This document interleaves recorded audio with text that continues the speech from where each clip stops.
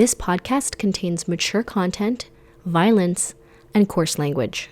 It is intended for entertainment purposes only. Don't say we didn't warn you.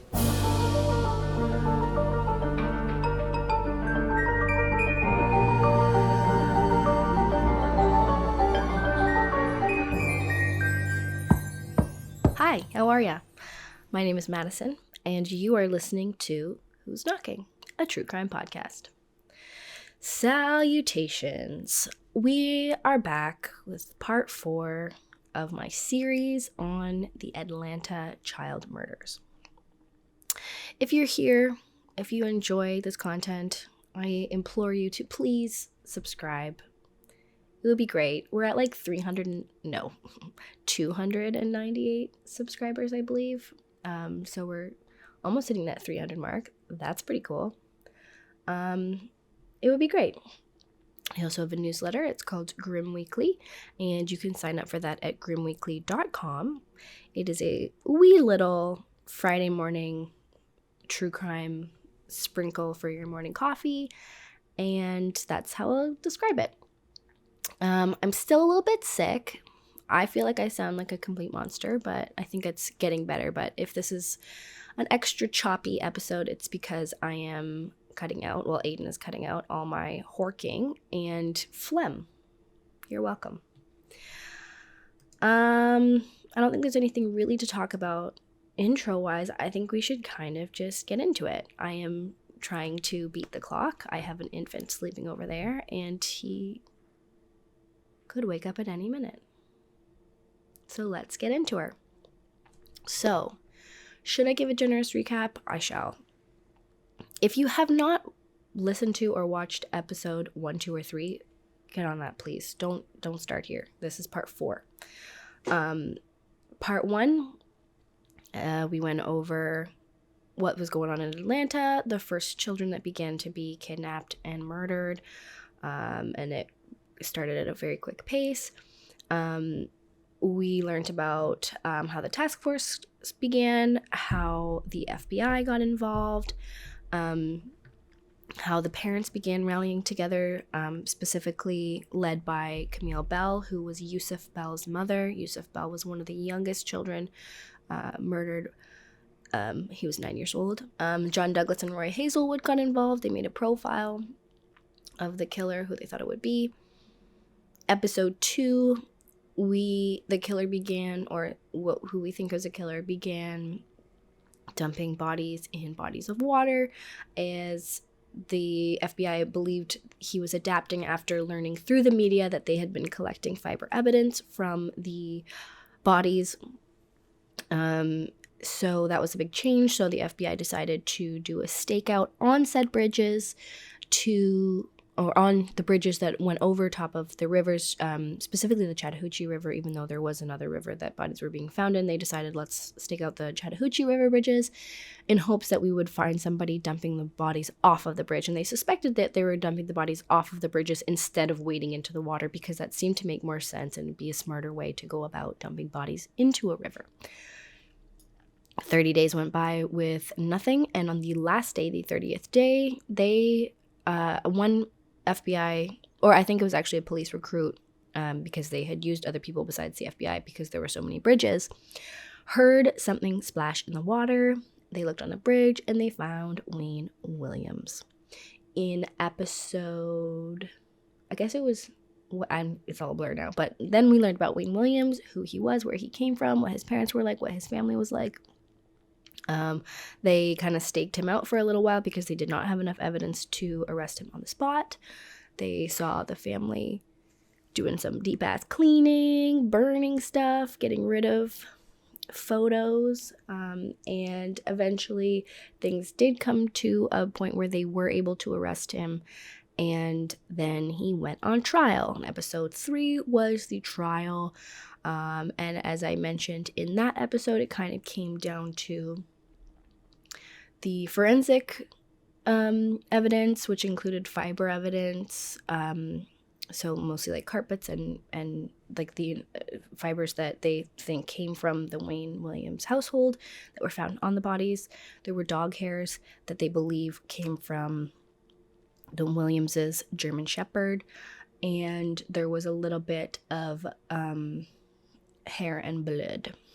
That evidence was presented, and then there was a little bit more analysis of that evidence years later, which did seem to more conclusively point to Williams, but not conclusively. There was also eyewitness accounts. No witnesses who claim to have witnessed Wayne do any of the murders, but witnesses who put Wayne with the victims, specifically after Williams claims that he's never met any of these people ever in his life, has nothing to do with them. Some of these witnesses were later found to be unreliable or possibly have been coerced by the FBI. That's the allegation. But nonetheless, there were over 100. And lastly, there is Wayne himself, his behavior. Wayne testified himself, and he matched the profile perfectly. Not perfectly, but pretty closely.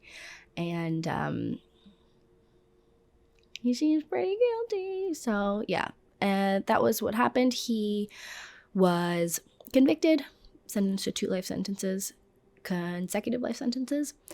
And that's kind of where we left it. So now we will get into everything that happened after. So in March of 2019, Mayor of Atlanta, Keisha Lance Bottoms, announced that the city would be doing a reinvestigation into the case. Mayor of Atlanta, so I'm really excited to have you on this morning because you're coming on to talk about the Atlanta child murders that we hadn't heard about in years. So you what are y'all doing with it now? Well, it's been nearly 40 years since the first children formally were named as part of the missing and murdered children in Atlanta.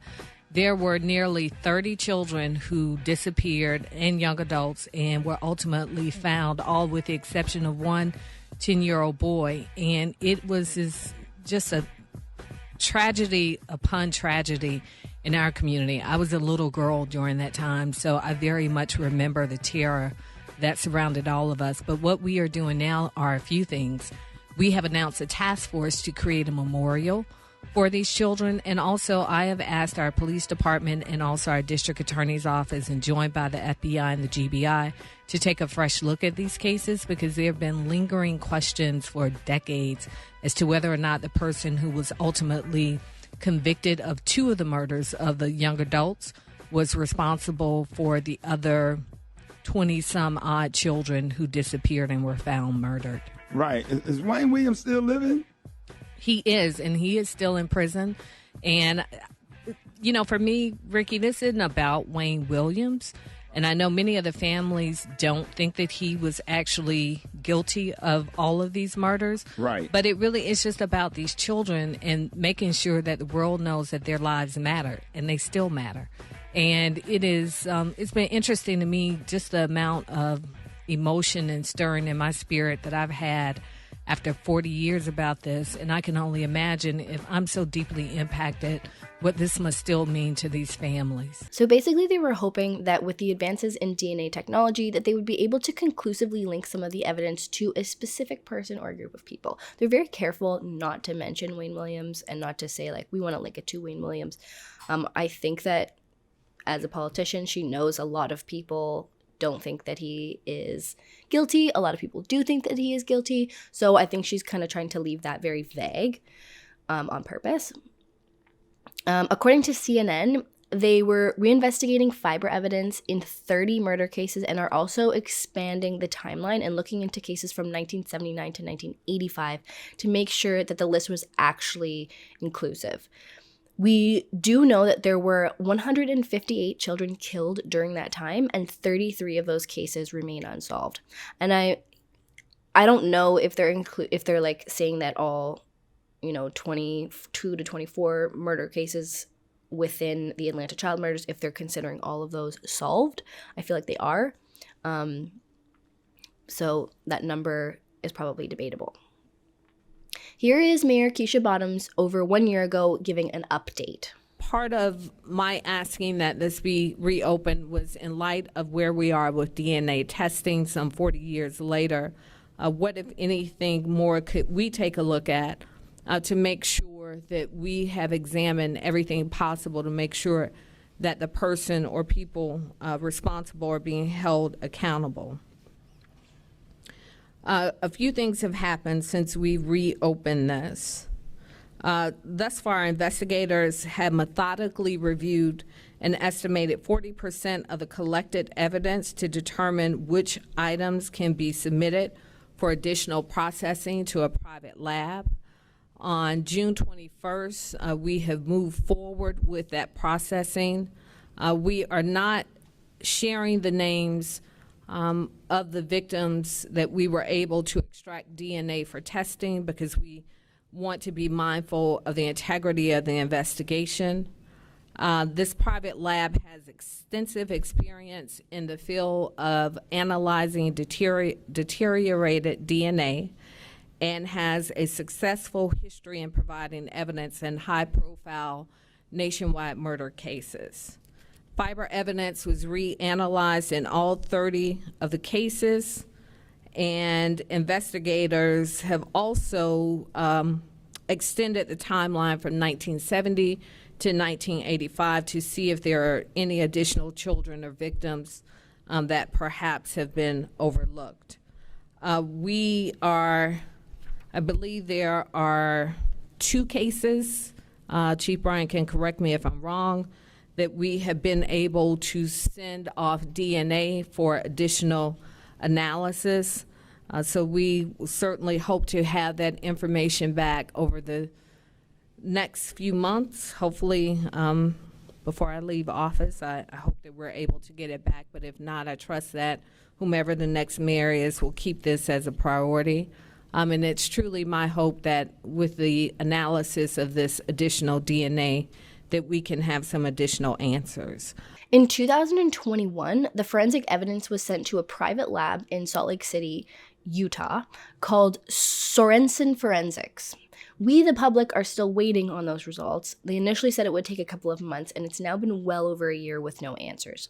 Additionally, I have read that Mayor Keisha Bottoms is not going to be running for re-election, so it will be interesting to see if everything kind of dies down without her.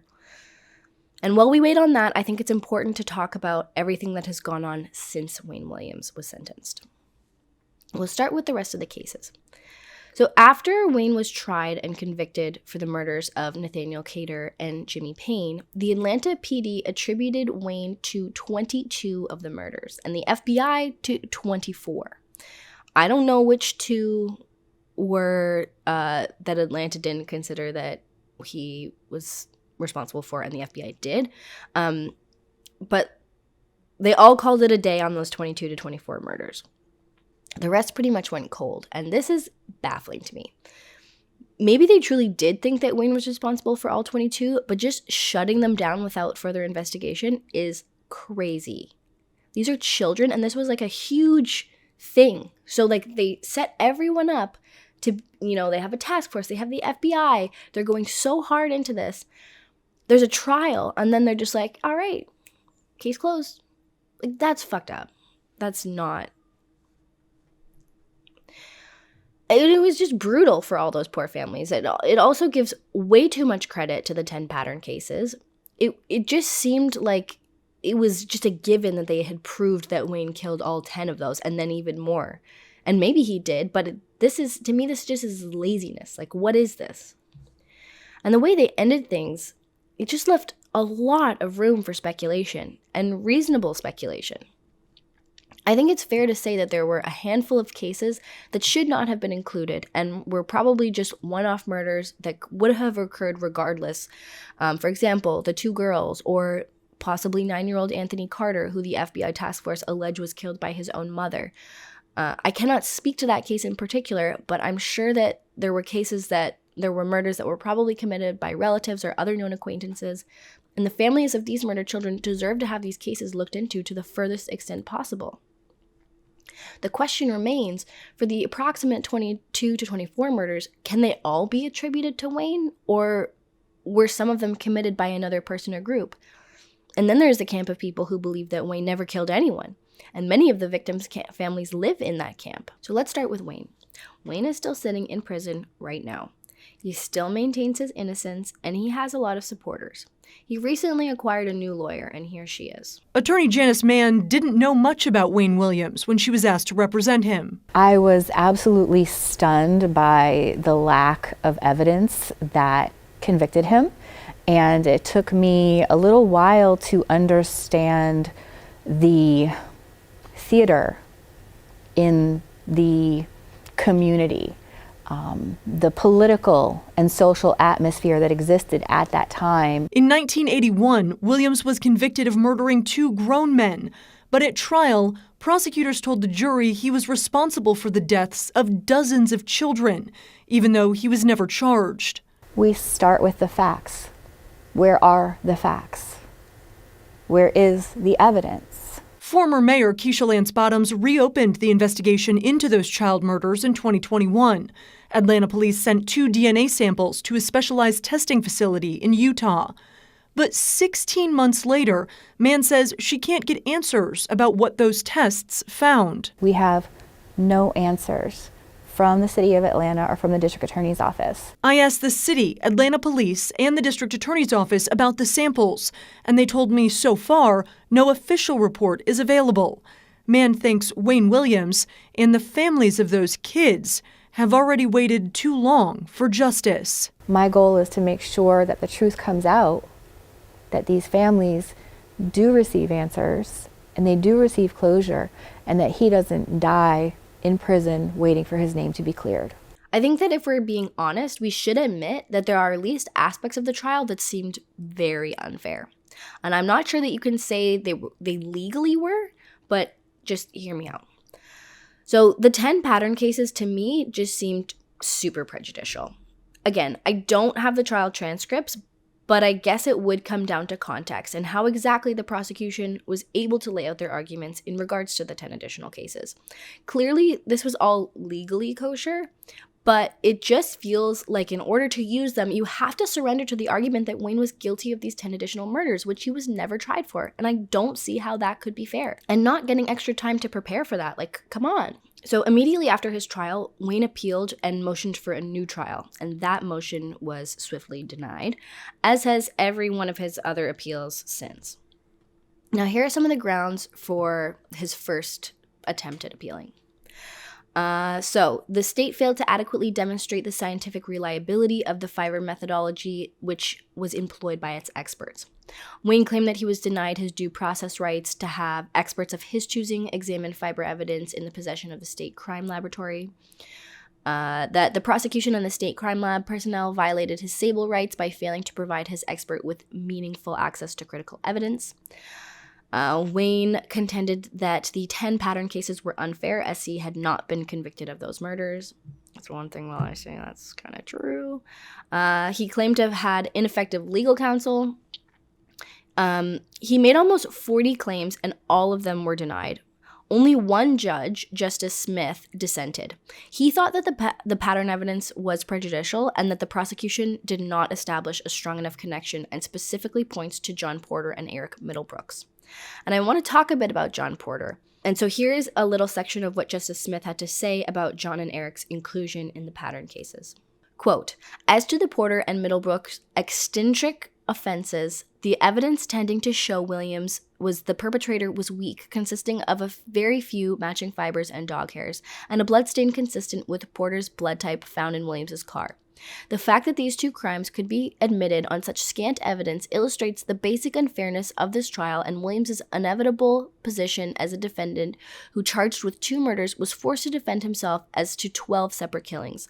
The state's case on other crimes evidence was built on innuendo, suspicion, and guilt by association, not on clear and convincing proof, and the admission of the other crimes evidence in this case was tantamount to a bootstrap operation which allowed the state to bypass the requirement that it prove each of the 12 offenses sought to be used against the appellant. I can't say I disagree with this. Maybe that is a law that you are allowed to use pattern cases, but it to me just seems unfair. Just saying. And I have always thought that including John Porter was quite a stretch. I don't know so much about Eric Middlebrooks. He seemed to me to kind of fit the pattern a little bit more, but John Porter was found on dry land having been stabbed to death. He had all of his clothes on, and he was at least 3 inches taller than anyone else in the pattern cases, or on the list in general. And generally, he was more like 7 inches taller than most of them. Some of them were 5'7". I got that wrong when I said all of them were 5'5" and under. There was, I think, 1 or 2 that may have been 5'7", but still were like quite thin. But John Porter was 5'10". He had just a few fibers that were consistent with the dog hairs and other fibers. And I think the biggest reason that John was included were that there were some drops of blood found in Wayne's car. And this blood was type B with enzyme PGM-1, which was a match to John Porter's blood type. But it was also a match to 7% of the population's blood type. And 7% of the population is a lot of people. I think that the prosecution just wanted to add blood evidence because blood evidence sounds like it's more convincing. But this could have been anyone's blood. And we know it's not Wayne's blood, fair, but these were rental cars. A lot of the cars that his family had were rental cars. His family used the cars. I'm sure they drove people around. Wayne was like a producer, not a producer, but he was like a promoter type person. I'm sure he drove people around all the time. And maybe it was John Porter's blood. Who knows? But according to court documents, he had a few fibers that were consistent with Wayne's environment, and he had 6 hairs consistent with the German Shepherd, and then there was the blood in the car. So that was the extent of the forensic analysis. So here's my question. If they did not include John in the pattern murders, or at least point the finger at Wayne for his murder, does that then undermine the fiber analysis? If some of the fibers that were matching to the other victims and they were using them to establish a pattern, and they were present on John, but it was discovered that John was not a victim of Wayne, would that then mean that the fibers present on John were meaningless, and therefore the fibers present on other people that matched those fibers, would they be meaningless? Is that why they included him? I'm not saying that they are. I can't even find exactly what 6 fibers were found on him specifically. I think that the only fiber that was super strong in terms of being unique was the green trilobal fiber, and everything else to me just seemed to kind of establish context and pattern.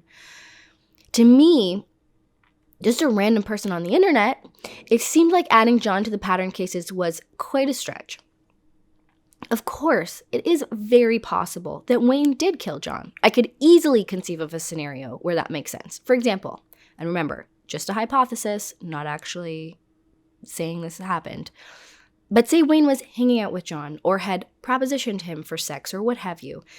The things then went sour, a physical altercation occurred, knowing that John was larger, although he was only 123 pounds, so quite thin. But instead of doing the regular strangulation, he maybe pulled a knife and stabbed him instead of using his signature method. Very possible that something like that could have happened. There are all sorts of realistic scenarios that could have occurred that would reasonably put John on the list. I'm just not sure that there's sufficient evidence to prove that. Now, that's kind of an aside, but it's just something that has always really bothered me. So let me know what you think about that. But at this point, as I said, Wayne is in prison, tried and convicted. And I think it's reasonable to say, and I'll just say it, that in all likelihood, he is guilty of at least the murders of Nathaniel Cater and Jimmy Payne. But what about the rest? Wayne still claims to be innocent of everything. And he has a lot of supporters, including many of the victims' parents, Camille Bell most notably. There's a few other theories that I'll go over for who else might be responsible for some or even all of the murders. These are popular theories that a lot of people really buy into.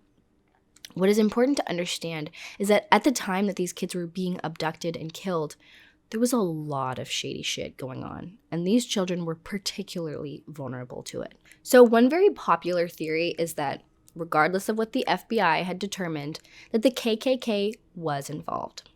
At the time, we know that the feeling of the higher-ups was that if it was discovered that a person or people responsible for these murders turned out to be white, and especially if they turned out to be the KKK, a specifically racist group, that all hell would break loose in Atlanta. Atlanta had a history of very destructive riots ensuing over racially charged situations. And I don't know, but I'm sure that a lot of southern states have similar histories. But I'll walk you through a little bit of some specific instances so that you can really get a feel for what we're talking about here and what I think were reasonable worries by these politicians. Reasonable worries, but how they behaved maybe wasn't so reasonable. So, for example, we go back to the early 1900s. In September of 1906, a bloody event that would be known as the Atlanta Race Massacre began and would last for 3 days. Racial tensions were high as Black people were beginning to attain more and more rights and opportunities in Atlanta, and many of the white people living in Atlanta were not super excited about that. Then, on September 24th, 1906, allegations, which remain very unsubstantiated, of 4 assaults on white women by Black men came about, which led to an angry mob of white men and boys that raged through the business district, violently assaulting Black people and attacking Black businesses. The state militia had to be called in to help the police get everything under control. But even after things settled, the Black people began to arm themselves in fear that another attack would come. And it did. And the white riot groups stormed many Black neighborhoods, attacking everyone. Once that all kind of died down, a bunch of the Black people then held a meeting and remained heavily armed, obviously in order to defend themselves, but that freaked out all the whites and the police, who feared a big retaliation, and it all culminated into a big shootout where an officer was shot and killed. In response to that, a big group of heavily armed militia then began seizing weapons from the Black people and arresting them. The situation finally settled, but it left a horrible lasting effect on the Black community, segregating things further and causing a huge amount of distrust between both racial groups, and of course leading to a lot of economic depression for Black people, many of whom lost their businesses and livelihoods over these riots. Like, that's fucking horrific. Then we come to like 1966, 1967, which is really not too far removed from like 1981 where we are. There were a couple multi-day riots after pretty genuinely racist incidents. In 1966, a man who was arrested in connection with stealing a car was shot and wounded by police during, I guess, his arrest. And this started a 6-day-long riot known as the Summer Hill Riot. In 1967, a Black security guard was denied entry into some restaurant by a Black security guard. Things were kind of unclear about this, but then a huge fight started. The police were called. Then things got out of hand and became violent, like police towards the public. And for the next 3 days, there were protests, and the police ended up firing a gun into a crowd of people, injuring somebody. And then this would, of course, be followed by the next year by Dr. Martin Luther King Jr.'s assassination in Memphis, and his funeral took place in Atlanta, and that was obviously a huge racially charged moment in Atlanta. So the leaders in Atlanta in 1980, 1981 had strong recollections of all this shit, and they did not want something like this happening again in a city that they had just deemed, quote, too busy to hate. It was not in their best interest, let's just say. Now, I tried to keep these descriptions brief. There's a lot more of these situations, and these are just, a few instances among many. I just wanted to give you a little context here. But going over these events really puts into context the racial situation that Atlanta found itself in 1979 when the murders began. And you can literally see the lasting events that Atlanta's history had on its Black population. It's very clear, based on a lot of these events, how the segregation occurred, how these neighborhoods were formed, how, like, the distrust from the Black population to the police. It was very recent, in very recent history, before these murders began, that there were members of the KKK who were in the police force. So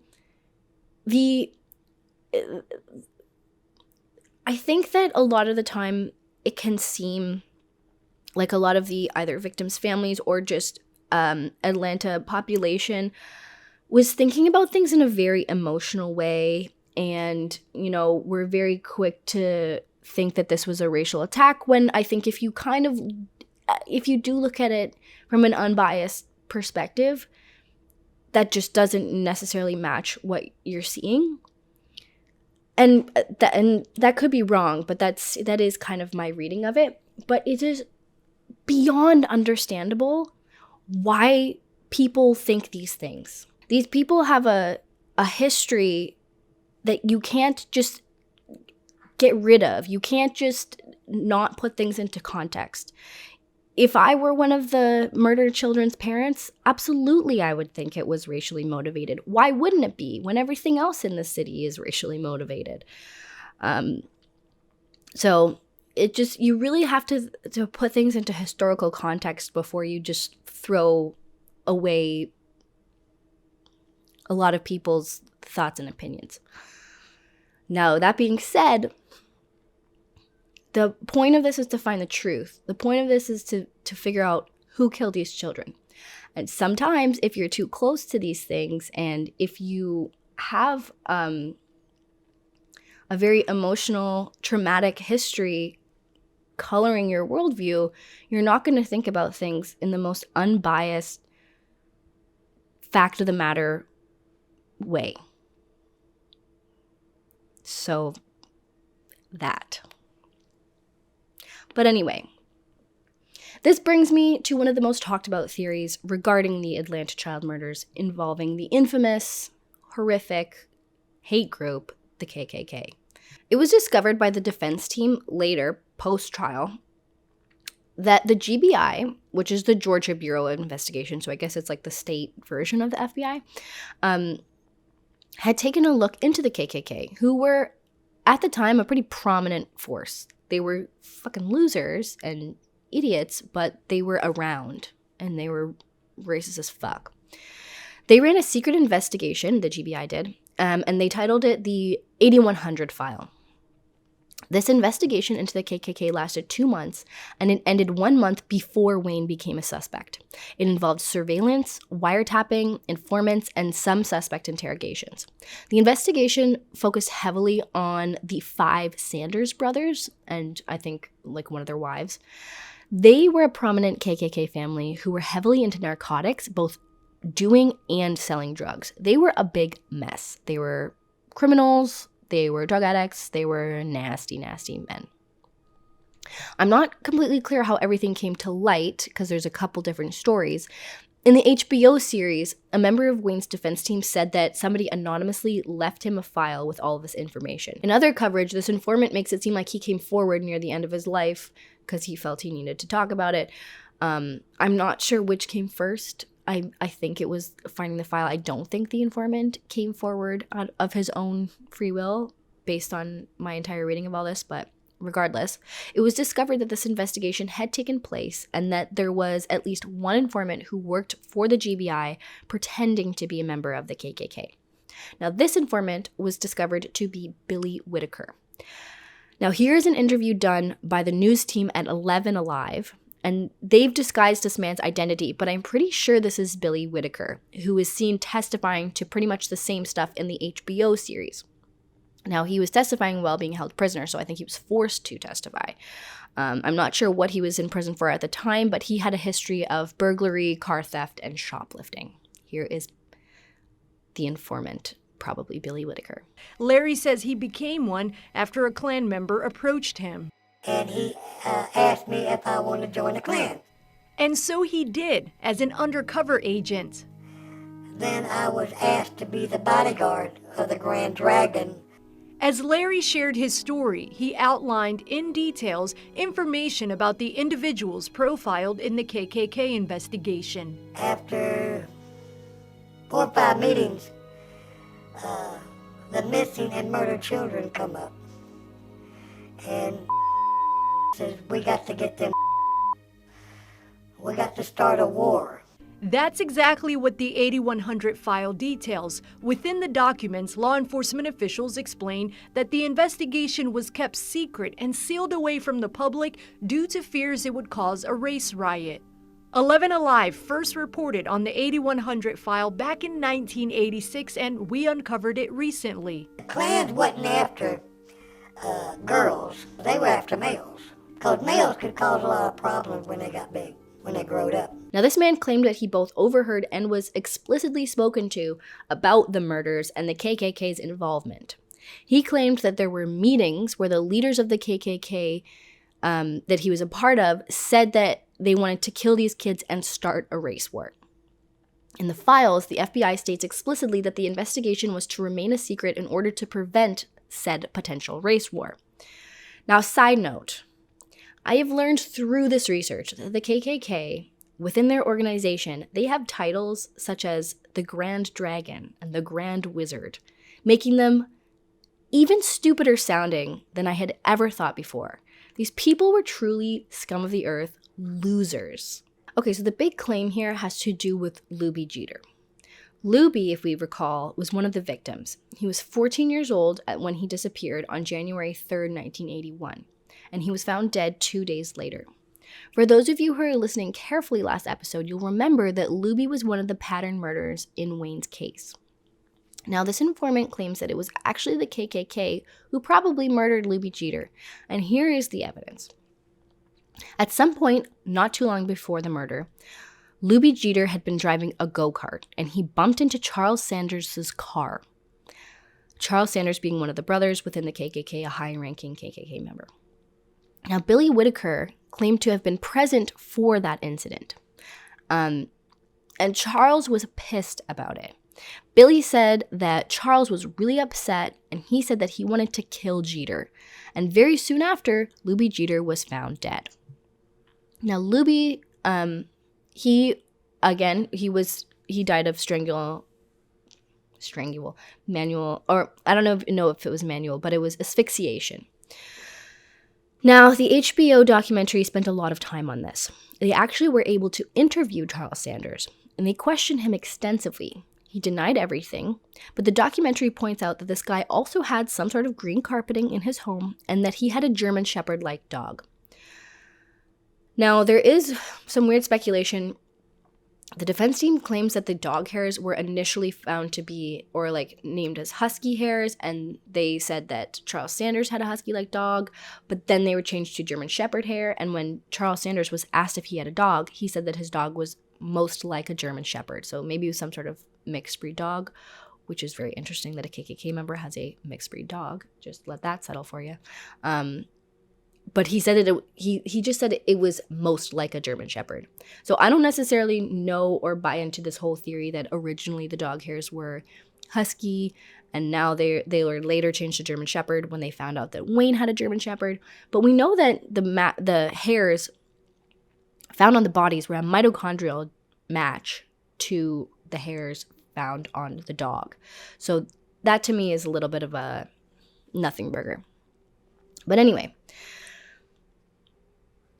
according to 11 Alive's investigation, the GBI did test some of the forensic evidence, the fibers, I'm assuming the green carpet fibers and the dog hairs, and they did not lead back to the KKK, which the HBO documentary failed to mention. As I mentioned earlier, Luby Jeter was also one of the victims included in the pattern cases. So if he was indeed killed by the KKK, which I do think there's little evidence of, if any, it would undermine the fiber evidence, in my opinion, similarly to John Porter, like the way I was saying everything about John Porter. In the end, nothing ever came of the investigation. And all the audio files that had been collected, including surveillance and informant recordings, had conveniently been destroyed. There were people who said that they saw and heard things like the informant, but there is no hard evidence tying the KKK to any of the murders. Very curious why they would destroy these tapes, though, and they were apparently destroyed after Wayne was arrested, and that all, to me, seems sketchy as fuck. I don't see any strong evidence that the KKK did any of the murders. But what was on the tapes? Because, I don't know. That's a lot of the evidence. A lot of the people still theorize that the KKK was involved. The informant claimed that the Klan had a bunch of uniforms in their possession. Police uniforms, Coca-Cola uniforms, like uniforms for different services or jobs or whatever. Now, we talked earlier in a previous episode about how white people walking through black neighborhoods and speaking with children would absolutely arouse suspicion by surrounding adults. But theoretically, some of these white men could have walked through these black neighborhoods undetected by using these uniforms, abducting children and killing them. This theory is possible, and the Klan were horrible, racist to the core, and violent. But I just don't see how there's any real evidence to support that they were involved in the killings. Even the informant is one eyewitness who did a lot of testifying while in prison himself. He said that the Klan was in possession of weapons, and he mentioned the uniforms, but there is nothing to corroborate these claims. Just how trustworthy he is absolutely up for debate. If only we had the tapes of exactly what was going on. And the one piece that just really does not fit together for me is the motive. According to the one witness and everybody who points to the KKK, the whole point is that they wanted to start a race war. That was their motive. They wanted to induce the very riots that the mayor and the police force seemed desperate to prevent. But if that's the case, then why did they deny the killings? Why did they never take any credit publicly? How did they expect to start a race war if they weren't going to admit to the murders? And why are they hiding the bodies? Why, I think John Douglas had mentioned before, or he's talked extensively about how these murders just didn't match a hate crime. It didn't match somebody who's trying to incite anything. These murders looked sexual in nature. And that is not, I just don't see, when has the KKK ever, when were they ever found manually strangling people? That is a very intimate and some would say often sexual motive or sexual way to kill somebody. The KKK, if it was the KKK, would they not be shooting and, God forbid, hanging people or stuff like that? It doesn't match to me. Or just, if it was the KKK, the way that they did it doesn't make any sense. If you're trying to incite a race war, if you're trying to incite a race war, you're not hiding bodies in the woods. Anyway, just my thoughts.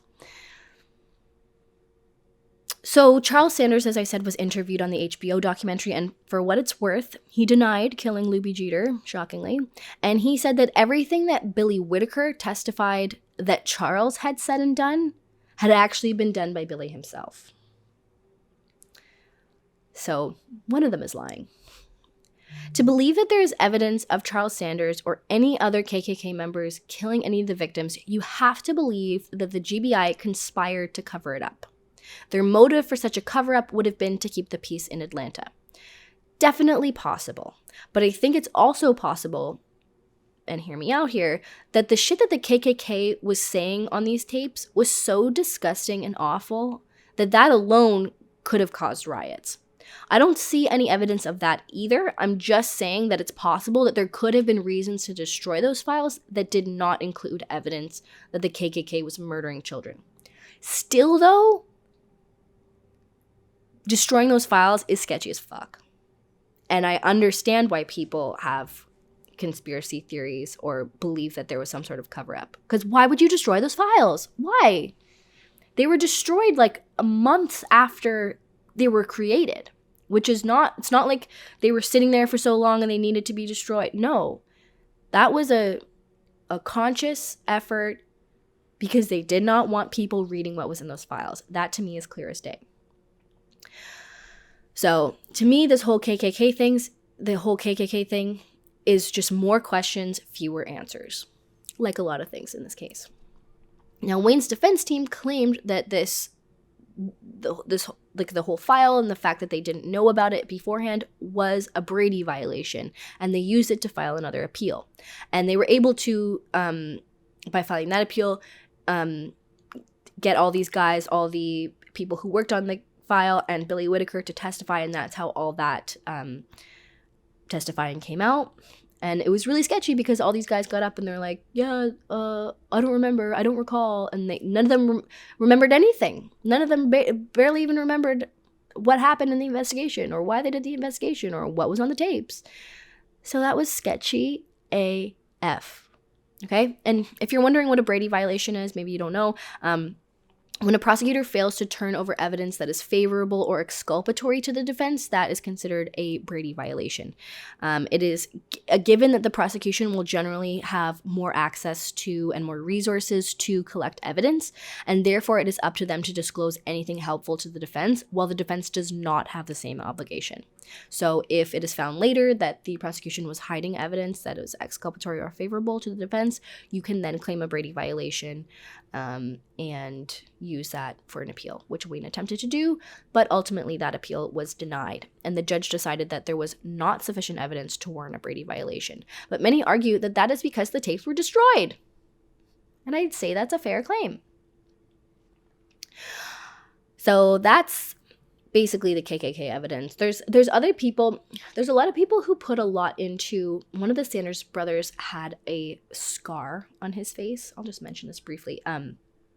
And there was some evidence, the woman Ruth, who testified that she saw Luby Jeter, that she saw Wayne with Luby Jeter, and then it was later found out that the original description of the person she saw with Luby Jeter was not really very Wayne Williams-like, and it seemed like the FBI kind of told her to point to Wayne Williams. But initially, she said that the person who she saw with Luby Jeter had a scar on the side of his face.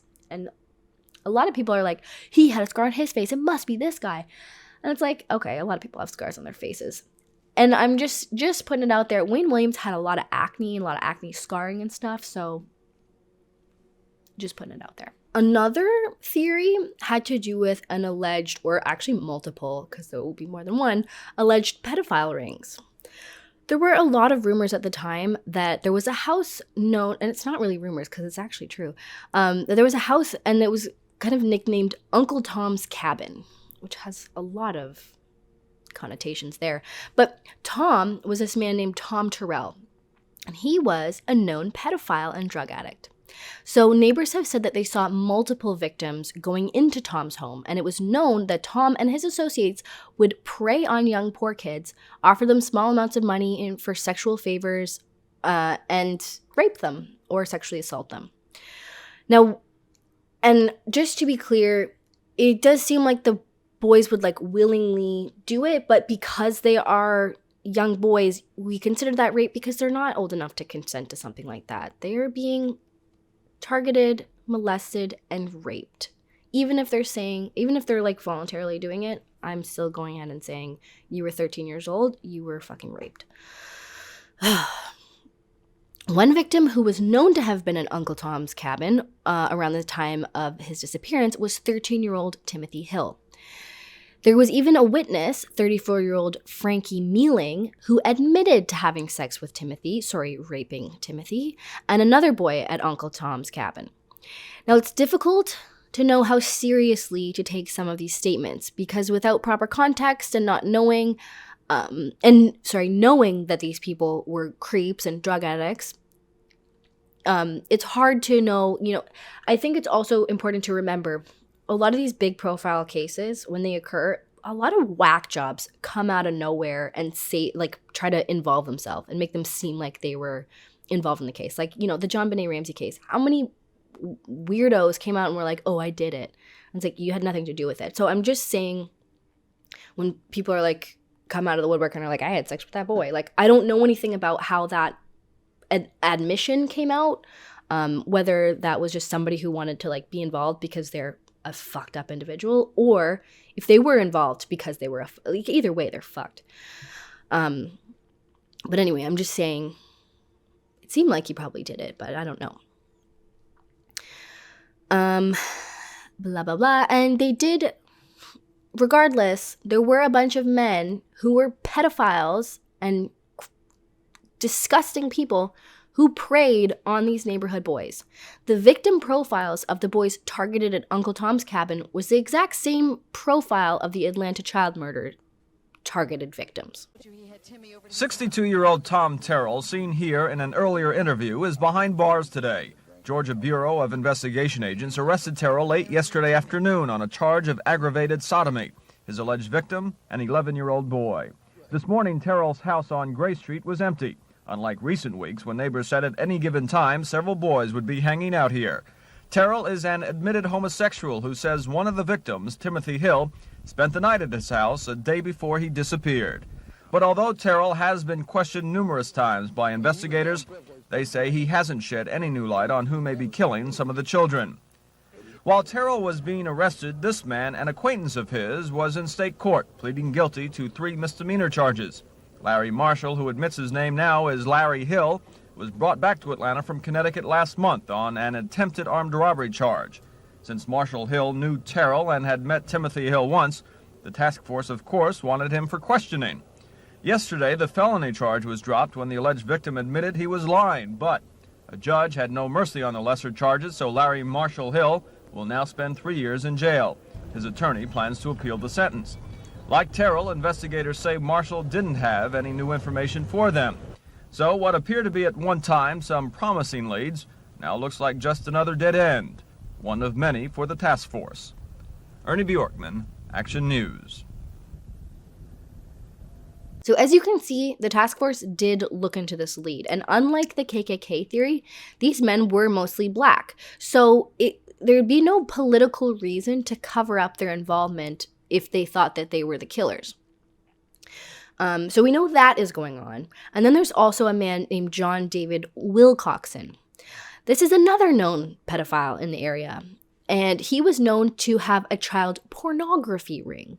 And he paid boys $5 for sexual favors or to molest and rape them, and $10 for nude photos of them. Both Luby Jeter and Earl Terrell, who were known to have been to John's home, presumably to be victimized by John and his associates, they were known to have been there shortly before their disappearances. Again, besides speculation and the fact that John was obviously a real child predator, there's nothing solid linking him to the murders. But just an aside, as you can see, there is no shortage of adults preying on these young, vulnerable children, which is just horrific. These poor kids were born into less than ideal circumstances, let's just say, and they were doing all that they could to survive, and there is adult after adult after adult who see them, recognize their vulnerabilities, and instead of reaching out a hand to help these children, they molest them, they use them, they rape them, and they kill them. It's truly heinous reading about this shit. And we must remember when discussing this case, it can get heated. And there are a lot of emotions and a lot of people who are very convinced of one thing or another. But I just think that it's so important to remember that the children who are being targeted and preyed upon and used and dumped like trash were the victims here. And their lives were treated as though they weren't worth a thing, and it's a fucking shame. And I hate it.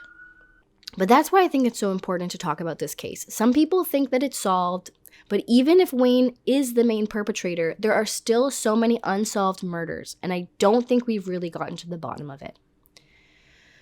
So hopefully Keisha Bottoms gets to the bottom of it. I don't know that we'll ever get to the bottom of it. It's very unfortunate, but one can only hope. Now, okay, I'm still not even done here.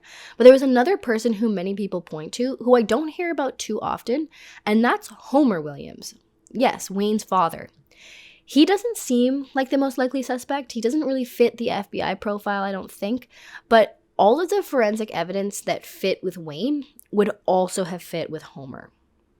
They lived in the same house, they shared cars, the dog was the same. People also point to the fact that Homer was super helpful in the cleanup at the Williams home, and the burning of the alleged photos or whatever the fuck they were burning could have been evidence of Homer's actions. It's just something to throw into the mix. Now, Homer is dead, so I'm not trying to, bash somebody who's not alive to deny these allegations, but that was brought up in the Atlanta Monster podcast, and it's an interesting thing to think about. So, I don't know. What do you think? Wayne is still in prison. He is still trying his best to get out. He's doing interviews when asked. In the podcast series Atlanta Monster, host Payne Lindsay has multiple interviews with Wayne. And if you're interested to hear what Wayne is like these days, I highly suggest listening. My take on Wayne? Well, after listening to the countless interviews from this man, from age 23 to however old he's been in the last few years, the most recent interviews I've heard of him are the ones on the Atlanta Monster podcast. And I'm just saying this is a feeling. This is not anything substantiated, but I feel like he did it. I feel like he is involved in at least some of the murders.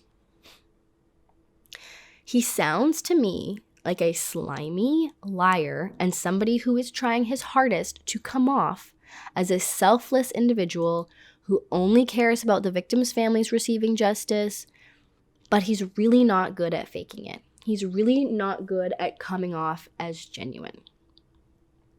I think it's undeniable that he has, and it was very present, during this trial, during his little press conferences that he was giving out, that Wayne has some narcissistic qualities, and that's putting it lightly.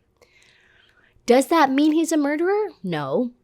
But if you ask me what I thought in my gut, if I had to place a bet for a substantial amount of money one way or the other, or if somebody put a gun to my head and said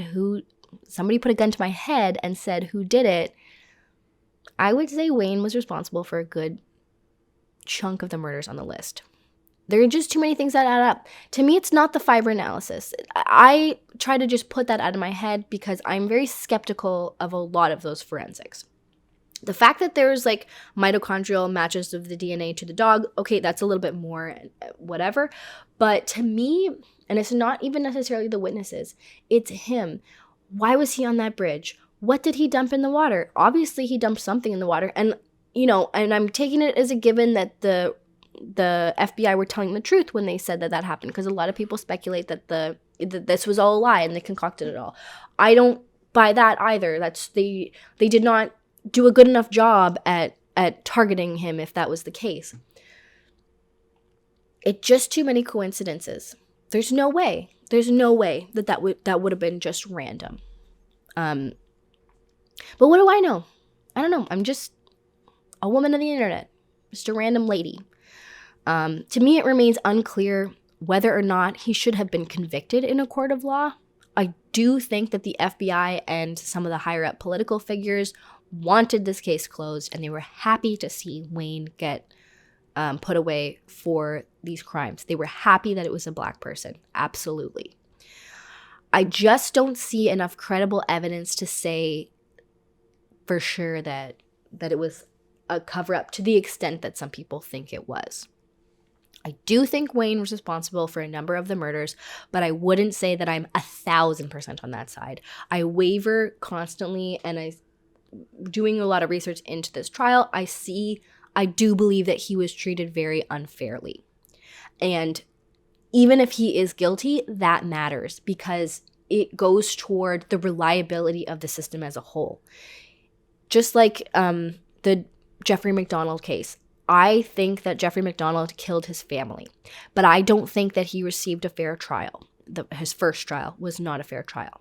And even it's like the most important that people who we put away get a fair trial, because if you put a guilty person gets an unfair trial, it's like, well, it's not a huge injustice, but then that opens the gates for that to happen to innocent people, and that's not okay. They got the right guy. That was one of the most frightening times in my life, which automatically means you are going to be very detailed in what you're observing, and you're going to remember this person's face. Nearly 40 years ago, Isaac Rogers says he walked to a neighbor's apartment with his two cousins, and as they were walking out, it turned into a nightmare. As we got ready to exit her porch and walk down the stairs, that's when the guy that I now know of as Wayne Williams stepped from behind the wall to block us off from going down the stairs. He says his two cousins got away, which left him by himself. The only thing I could do was to turn back around, which is what I did. I went back and I started to beat on Ms. Willie Mae's door to get her to open the door. Isaac Rogers says Wayne Williams was still approaching him when the neighbor came to the door. Which is how I was able to tell in such detail everything he was wearing. He says he's kept this secret for years because of fear. I feel great now because I had a chance to share my secret with the rest of the world. Isaac Rogers says he doesn't know if Wayne Williams killed all the victims, but he says that's his brother's killer, 16-year-old Patrick Rogers, who went missing after he walked Isaac to his school bus on November of 1980. Yeah, it's such a shame that he was He was robbed of his potential. Investigators say evidence connected Williams to the Atlanta child murders, but he was sentenced to life in prison for killing 2 adults. Williams wrote a letter this week proclaiming his innocence once again after the city recently announced it was re-examining evidence in the cases to bring families some closure. Isaac Rogers says he doesn't buy Williams' story. Well, it's almost 40 years and he's still the same conniving, manipulative person that he's always been. As far as writing letters, that doesn't mean anything. He says he's thrilled the city will now build a memorial for all the victims, a request from a grieving mother that 11 Alive brought to the city's attention. It gives us an opportunity to know that it's documented. It will be documented in history, that the world won't forget about the travesty that took place here. And he has one suggestion for the memorial. That photo should be one of the main centerpieces for the memorial, so that each family will know that, hey, we grieve with you.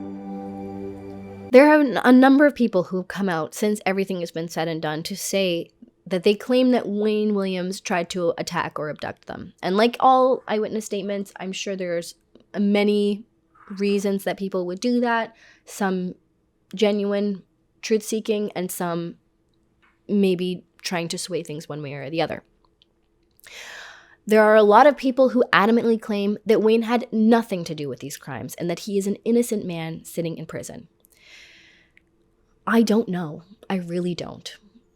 I've said my opinion. I've had my piece. I would love for everybody else in the comments to say what they believe, because I just hope that, people just act respectfully, because I don't think, at least myself, I'm coming to this from a place where I'm trying my very hardest to be unbiased. I just want to know the truth. I have no skin in the game one way or the other. You want Wayne to be guilty, because otherwise an innocent man has been rotting away for 40 years. And that is horrific. And charged for a horrible, horrible crime. But other than that, I just want to know what happened to these poor fucking kids. There's currently a memorial being worked on in Atlanta to pay homage to the victims, and I just hope that when it's finished that it is beautiful and that it keeps this case in the public eye. And when it's finished, I'd really like to go visit it and pay my respects. And that's where I'm going to leave it. I would love to perhaps maybe do a follow-up later. There's a lot of other readings that I'd like to do on this case. There's a book by a man named Chet Dellinger. It's called The List, and that is, a lot of people reference that book. I believe Chet was a ex-police officer who then did some private investigation for the case, and he got really involved, and he wrote this book that everybody really talks about and talks highly about. But I believe that it's out of print because you can only get it for $150 or more. Like most places it's $400. So I have not been able to get my hands on it because I'm not going to pay that.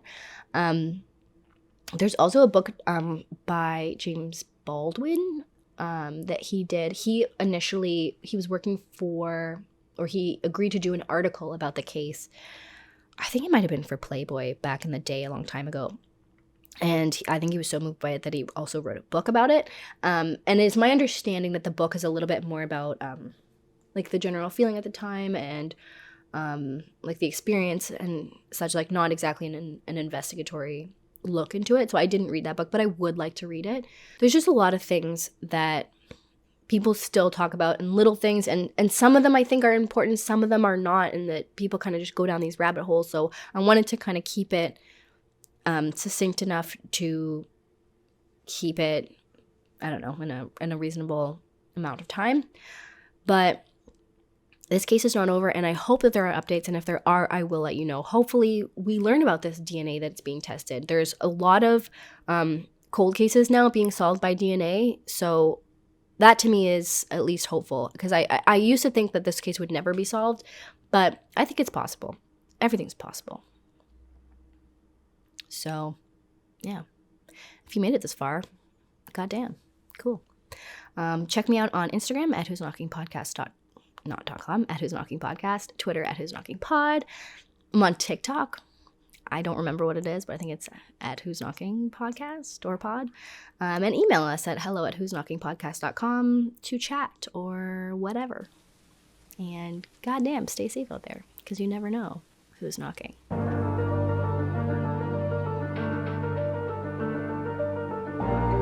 This podcast is produced in collaboration with Lost Line Media.